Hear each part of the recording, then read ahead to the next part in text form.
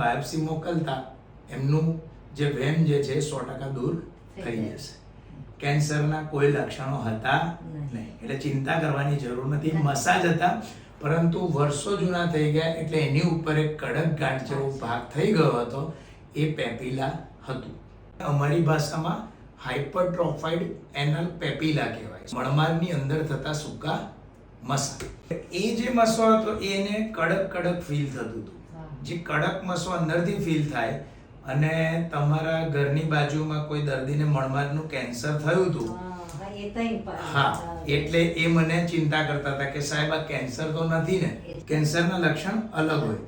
એમાં પેલું કોલીફ્લાવર કેવું હોય એવી ગાંઠ હોય, સંડાસમાં કાળું લોહી આવે, ટચ કરો તો લોહી થાય, આવું બધું થાય. પણ એમને એ પેપિલા જ હતું, પણ વેમનું કોઈ સોલ્યુશન છે નહીં. એમને મને 2-3 વાર પૂછ્યું એટલે આપણે એની બાયોપ્સી મોકલી આપી છે. અને બીજું કે ખૂબ જ સરસ રીતે મસા નીકળી ગયા. 3 બાજુ હતા 3, 7, 11 બધું જ અંદર બહારથી ચોખ્ખું થઈ ગયું છે. કોઈ ચિંતાની જરૂર છે નહીં. અને એવું થશે કે મેં વહેલું કરાવી લીધું હોત તો સારું, આટલા વર્ષો મસા ના ખેંચ્યા હોત તો સારું. મતલબ 15 વર્ષથી મસા.